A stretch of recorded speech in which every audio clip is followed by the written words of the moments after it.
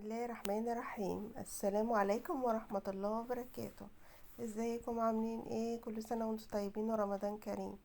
ايه رأيكم بقى في كباب الحلة ده؟ بص بقى شكله، الله بقى على الجمال. هقول لكم بقى على كل الاسرار يطلع معاكم كباب الحلة.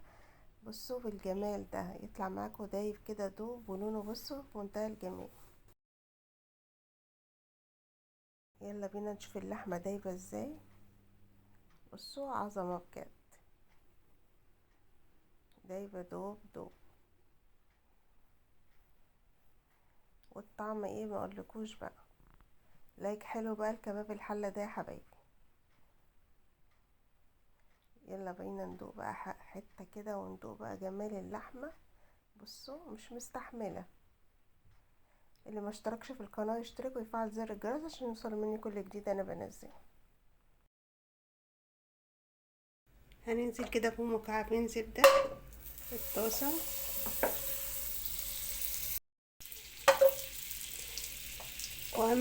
اهم حاجة الطاسة تكون سخنة معانا يا حبايبي، سخنة جدا عشان نعمل الصدمة بتاعة اللحمة. الزبدة تسيح هننزل كده بورقتين لورا وحبهان. وانا عايزه الزبده تغمق معايا شويه عشان تديني لون كرمله كده للحمه جميل. وهنبتدي بقى ننزل باللحمه قطع قطع كده عشان الطاسه ما تبردش معانا يا حبيبي.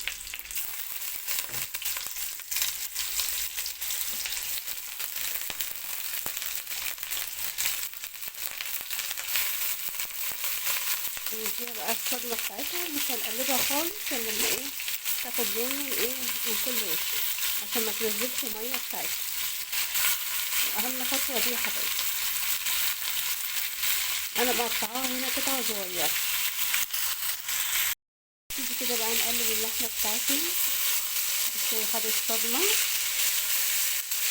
انا بقى عايزه لون الكرمله ده عشان اللون ده بقى اللي هيديني بقى طعم الايه كباب الحله الجميل. بصوا بقى اللون ده، عشان كده بقول لكم لازم تستنوا على الزبده شويه عشان تاخدوا بقى اللون الحلو ده واللحمه تتكرمل معاكم بسرعه. هنقلبها كلها كده. خلاص اللحمه كده خدت لون جميل من الجنب الاولاني. هنبتدي بقى ننزل عليها بايه برشه الفلفل الاسود. هننزل برشه فلفل اسود كده بقى عشان ايه تتشوح مع اللحمه وناخد بقى ايه ريحه حلوه جدا. هنضيف شويه صغيرين لان كده كده ايه لسه هنحط توابلنا في الاخر يا حبايبي. تبقى خلاص خدت التشويحه الجميله. خلاص كده انا سبت اللحمه تتشوح اكتر عشان تتكرمل بقى وتنزل لي بقى صوص حلو جدا.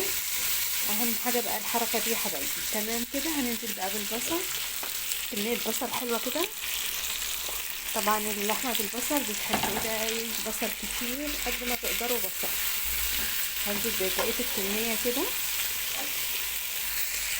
هنقلب البصل كده مع اللحمه. طبعا ما تستغربوش كميه البصل اللي انا حطيتها، انا حطيت البصل قد اللحمه، يعني هتحطوا نص كيلو لحمه عليه نص كيلو بصل. وخلي بالكم كل ده هيدوب ويبقى ايه صوص جميل. اهم حاجه بقى البصله دي بتبقى طعمها احلى من اللحمه بكتير يا حبايبي. جربوا الطريقه بتاعتي دي هتعجبكم جدا. ولسه البصل كده هيتكرمل معانا ياخد لون. بصوا بقى اللحمه ابتدت بقى تتكرمل معانا وتدينا بقى اللون الحلو اللي احنا عايزينه. بصوا البصل على طول كرملت وخدت اللون بقى الجميل. ليه بقى؟ من تشويحه اللحمه. هنهدي عليها خالص ونبتدي نزودها شويه شويه.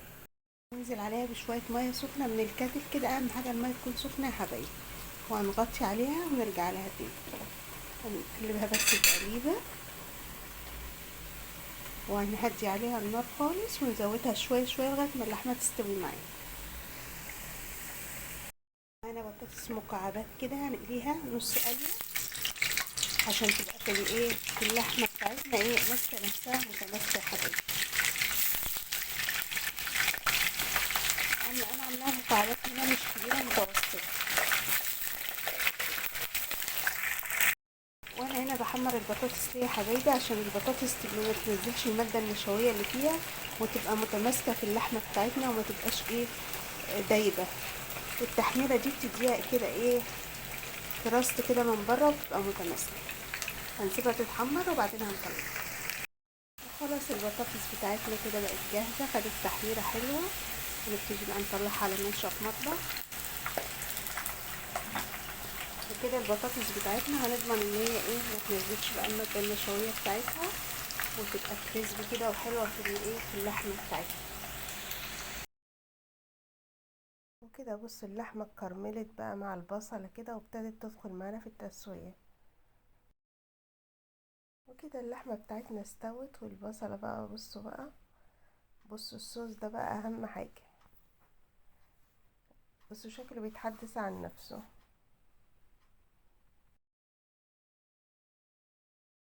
اول ما اللحمة بتاعتنا تستوي ننزل بقى بالتوابل، ملح وفلفل اسود 7 بهارات وجوز الطيب. جوز الطيب بتدينا طعم حلو قوي في كباب الحلة. وكده خلاص بعد ما اللحمة استوت تماما هننزل بقى بالبطاطس اخر حاجة، هنديها بس تقليبة كده مش اكتر.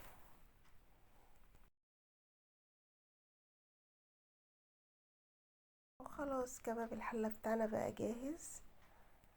بص البطاطس متماسكة ازاي. خلاص كده تمام، والطبق بقى جاهز معانا.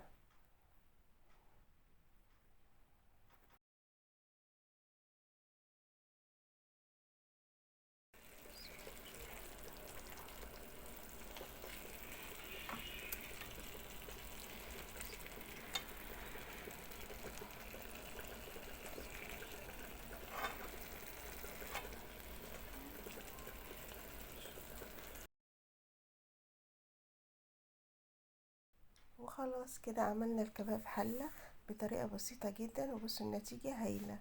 لو عجبكم بقى الفيديو يا حلوين ما تنسوش لايك واشتراك وفعلوا زر الجرس عشان يوصلكم مني كل جديد انا بنزله. واستنوني فيديوهات جديدة، والسلام عليكم ورحمة الله.